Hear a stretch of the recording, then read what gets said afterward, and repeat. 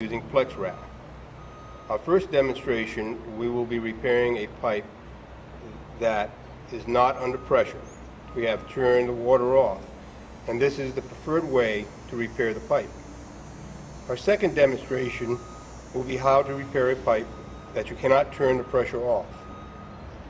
The items that you're going to need are laid out on this table. The first thing you're going to need is a Plex wrap kit. Today we'll be using a 3 inch by 9 foot kit. In this kit you will have a 3 inch by 9 foot roll of Plex wrap, a pair of nitrile gloves, one Plex stick. Some of the other things you're going to need are a wire brush and or sandpaper or emery cloth, paper towel or cloth or a rag. You'll need some kind of a cleaning agent like alcohol or acetone. You're also going to need a constrictor wrap and a spike roller. You will also need some water if it's not available.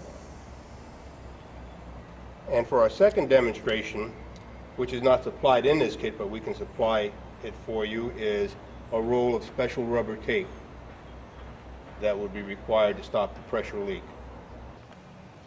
Okay, for this demonstration I drilled a hole in this galvanized pipe right here. It's about a 1/4 inch hole, and we'll use that to show you how to seal a leak that you can shut the water on. I'll shut the water off on. I'll turn the water on here so you can see. It's a pretty good sized hole.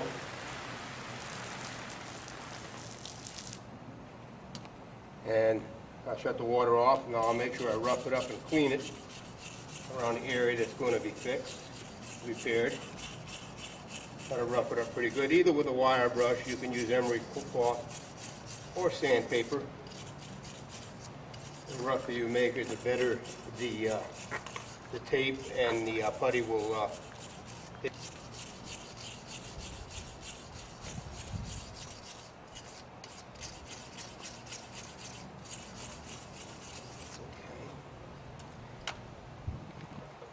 I'll take some alcohol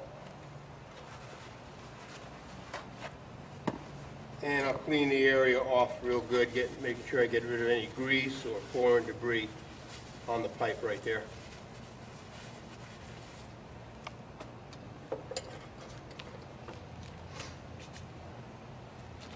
Now I'll take the Plex stick. I don't need the whole thing, so I'll cut some of it off and take the foil vapor barrier on the end, and you can put it back on the rest of the stick, and you can reuse the rest of the stick at a later date if you like. But I'll take this stick and I'll remove the covering on it and mix it together until it comes out to a uniform color. It's pretty much be a uniform black, a real dark gray or black color.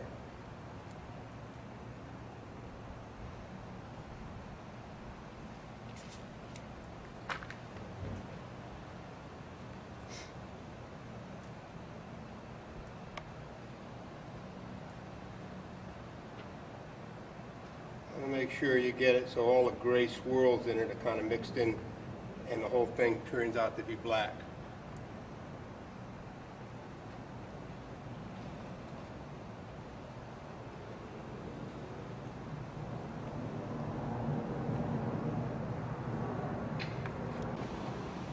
Okay, it's pretty much done uniform in color. Now what I'll do is I'll just put it on here and press it lightly into the hole.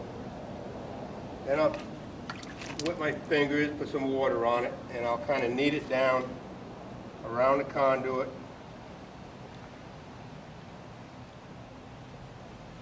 Just do it so that the Plex stick actually ends, and the end of the Plex stick and the beginning of the pipe is pretty much uniform. You can't tell where one starts and one begins.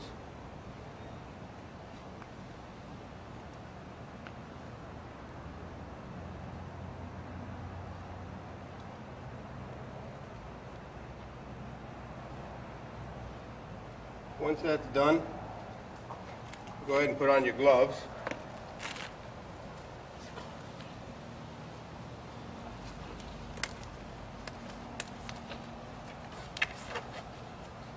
It's pretty hot here today, so you want to work quickly. It's over 90 degrees. So the epoxy and whatnot will start setting up rather quickly. So it's important to work fast once you open up the pouch when it's really hot. The notch in the pouch, just rip it. Open it up and get some room temperature water. You can dump it in the bucket, or you can take the bucket and just fill the pouch up with water. Either way, whichever way you prefer to do it. Some people like to spray it on as they're putting it on. Keep it in there for about 20 seconds. Just knead the wrap, trying to force the water throughout the wrap. The water is the activates the catalyst in the resin. But even if you don't put it in the water, it will start setting up with the humidity in the air. So it's important to go ahead and work quickly once you open up the package. That's about right. All right, now we'll start the wrap. We'll start the wrap a little outside of the repair area, a couple of inches. And we'll start wrapping at the same time. We start working the resin back into the cloth in the direction of the wrap. Get a couple of inches past the wrap, or past the repair rather. And when you get there, you know, just give it a half twist, like so. And then start back the other way. Pulling it tight, tight as you can as you go. Might actually stretch the cloth tape on the conduit.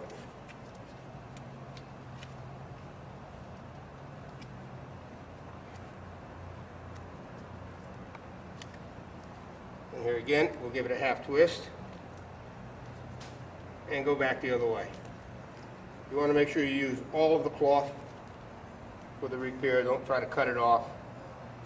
You won't be able to use it anyway once it sets up, so just use all of the cloth on the repair. Make sure you keep working that resin back in. Tighten in the cloth as you're doing that, just wrapping it in the direction of the wrap.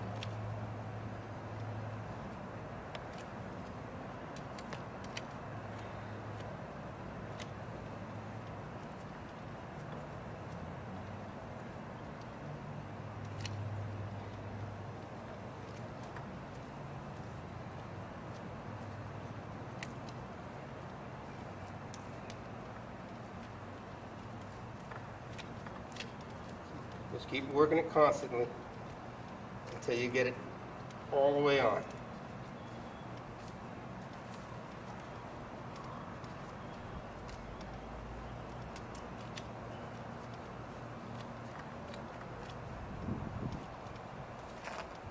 Now, if you're going to use a constrictor wrap, you can stop doing this now and use a constrictor wrap, which is what we're going to do. Show you how to use that. But if you don't have the constrictor wrap, you want to keep working this until it actually gets really tacky and really starts sticking to your glove, almost to the point where you feel like your gloves are going to tear. At this point, I'll take my gloves off. And we're going to use a blue constrictor wrap just for demonstration purposes, because you can see it better. But normally we'd use a white or a clear. Now we want to make sure that we wrap this in the same direction that we wrapped our cloth, starting a little beyond the cloth, pulling it tight,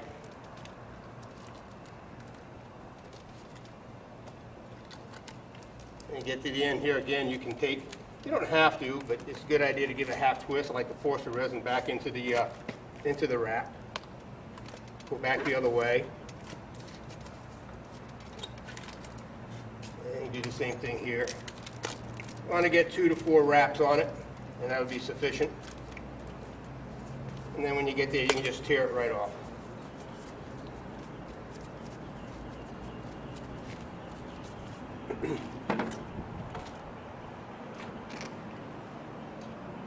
Now,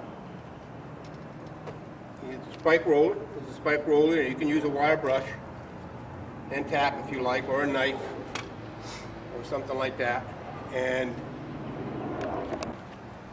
now just take the spike roller and run it all the way along your wrap, your repair area. You don't have to put a lot of pressure on there because the spikes are very sharp. And just run it right along all the way.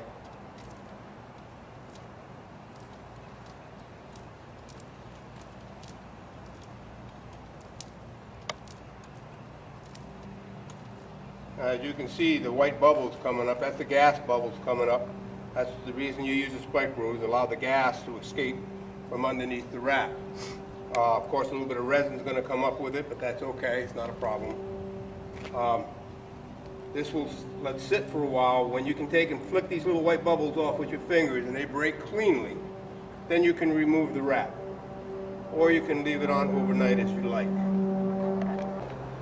Alright, remember the spike roller. These spikes are very, very sharp. They will penetrate your skin quite easily.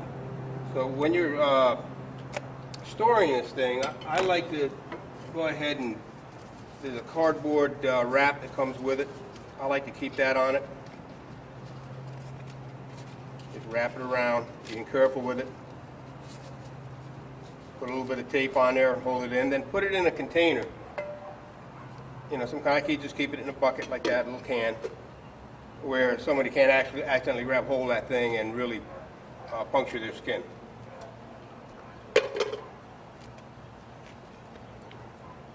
We'll go ahead and turn the tape off now, and we'll come back when this sets up, and I'll show you what I'm talking about when we flick the white dots off of the constrictor wrap. Now, it's been about 30 minutes, and I was talking about flicking the bubbles off, but you can see how if they break off clean like that when you flick it with your finger, they don't really stick to your finger or anything like that, then you can take the constrictor wrap off. Or you can leave it on overnight for a day or so if you'd like. You don't have to take it off right now, but for demonstration purposes, we're going to go ahead and take it off.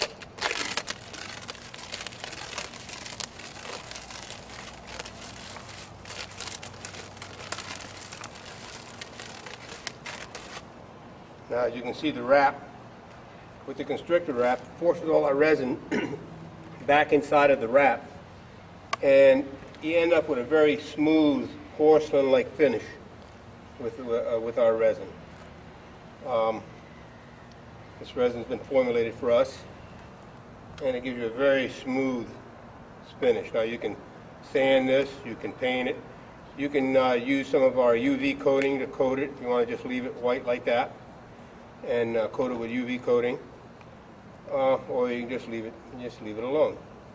Now we'll go ahead and turn the water back on so you can see that the patch has held, and you'll be able to see the pressure right there in the gauge. And as you can see, it's holding. There's no leaking, no water, no dripping.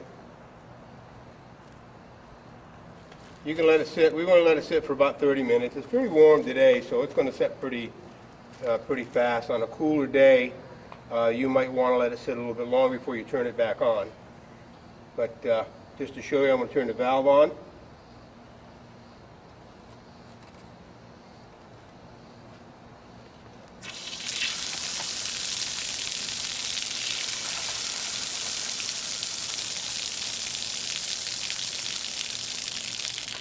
Okay, and that's how to repair a pipe where you can shut the pressure off on.